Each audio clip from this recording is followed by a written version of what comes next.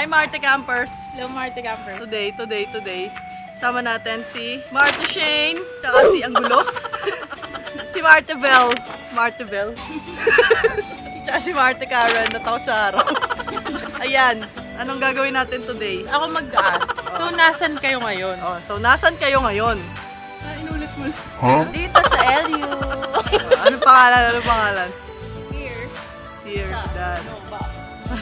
Jackie Soap.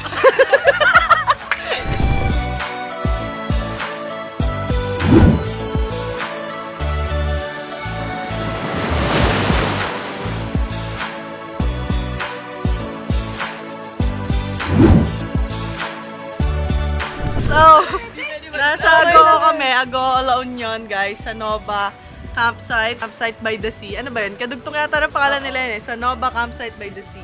Yeah, very malapit lang. Yan, so makikita nyo sa likod namin, dun yung dagat. Pero wag na tayo dun sa dagat, di na ako kita. Parang ako shadow dito. Kaya nga. So, mapakita namin sa inyo ang campsite na to. Tara na! Ay! Yan, so dito yung common area. Yan, kumakain na siya. Kumakain na si Marky. May dalawang common area. Ayan. May Yan, dalawang ito. parang gazebo na may curtain. So, pwede niya siya i-enclose. Yan, Kapag Sa isa. or- yun, sa kabila. Yun. Yun. Tapos may kubo pa doon. Oh, mamaya na yung kubo, dito muna tayo. Tapos, ang maganda sa campsite na to, may kuryente! Kaya may clinic. Yan. Tapos ito yung clinic. Ang tawag namin dito ay clinic. Makikita nyo ang clinic namin. Yan. Pag may hangover, dito yung tulugan. So, dito sa parang kubo area, indoor kubo. Indoor kubo.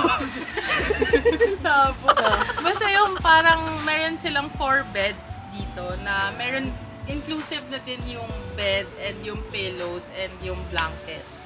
Yan. Tapos may Papakita ko kuryente ba? na din, may mga stand fan dito, may cover din, so para siyang room talaga. Oh, ikot tayo. Sama kayo. Sama Ikot kayo. tayo. Pakita namin sa inyo ang aming clinic. Yan. Di ba ang kalat? Yan. Next stop. Ito ang CR. So Yan. medyo outdoor yung vibe ng shower. Oo. Tapos ano lang dito guys, one group at a time. So yung mga CR dito walang lock.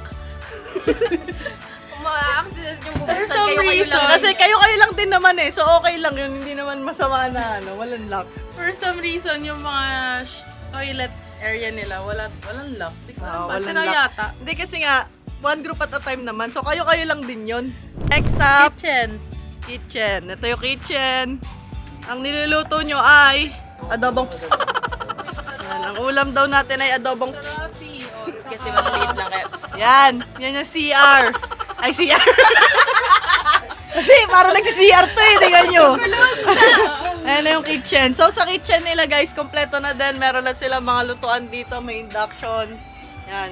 May griller, May may, griller. mga pot stoves, water, may dishwashing area, 2 burner, meron ding mga tables. Kompleto na yan, pero syempre, campers tayo. Yan, may dala kaming gamit. Tsaka yung box, yan o. Marte box. Ano masasabi mo sa Marte box, boss? Bisa, pwede yung pag-iwa-iwa, ano. Yun lang. Tipid mo naman. Ito. Ikaw, boss, Anong review mo anong sa masasabi mo sa campsite? Okay naman po yung campsite. Maganda siya sa mga bagong nagka-camp kasi kompleto sa gamit. Yun lang po. Maraming salamat. Next. Tara dito. Dito. Ito, akala ko ano to eh. Akala ko ito pwede sindihan eh. Yun o. Malaking bonfire. Bonfire nga eh.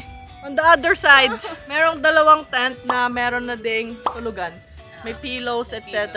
Meron ding karaoke. Meron ding parang common area dito, yan. So, tatlo na yung common area. So, ito, may isa pa ulit tent, yan. Diyan natulog sila Maarte Rena. Tignan natin. Pasukin natin yung tent nila. Ayan, di nakakamaarte yung tent nila, guys.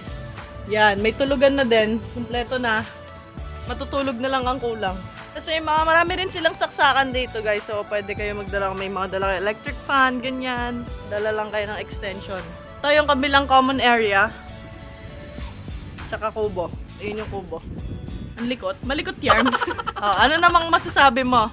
Maraming campsite na amenities to? guys. Sobrang daming amenities. Kaya lang, since konti lang din kami, tsaka may mga dala din kami mga tents. Hindi namin siya nagamit lahat. Pero yung iba, nagamit naman namin.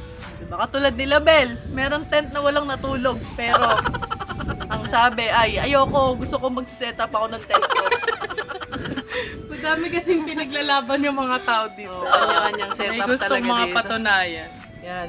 Sila Shane, ganun din. Diba? So, Ilang send kami sa kanila na complete naman, wag na kayong magdala. yun lang. Pero sa dinami-dami ng canopy dito, may May canopy. dala silang canopy. Nasa ilalim ng canopy nila, set up! yung tent nila. Di ba? Ganun kalalapit yung mga kasama namin dito. Yan. Upo na tayo. I-explain na lang ni Karen lahat, guys. Siya nang bahala mag-explain sa inyo. Now, we're here sa Sanoba Campsite by the Sea. Sa Facebook lang kami nag-book. Ano ba yun, Sky? Guys, meet Sky, the ever-demanding doggo.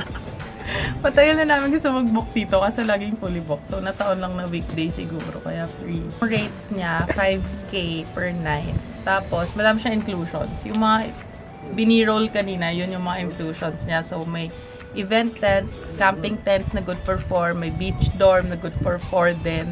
May gazebo, may mga sleeping mats and pillows, Cube on the Rocks, bonfire, na hindi namin nagamit. Yung bonfire pala, twice nila dapat papalitan. Parang every night, Re-refillan yung ano. binabago nila yung bonfire. Well- But anyway, tapos may kitchen with equipments, may mga dispenser, stove, CR, shower Kasama area, ding water yung dispenser nila. running water, internet, may internet and electricity. Internet nila, nasa isang area lang. So, pag nasa gazebo area na kayo, medyo mabagal na yung internet. But then you can also rent mga cottages.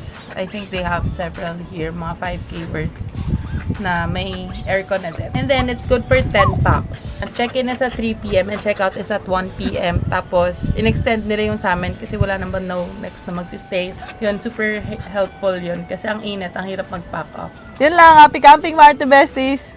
Happy Bye. camping, Mark. Wala ba nakakabot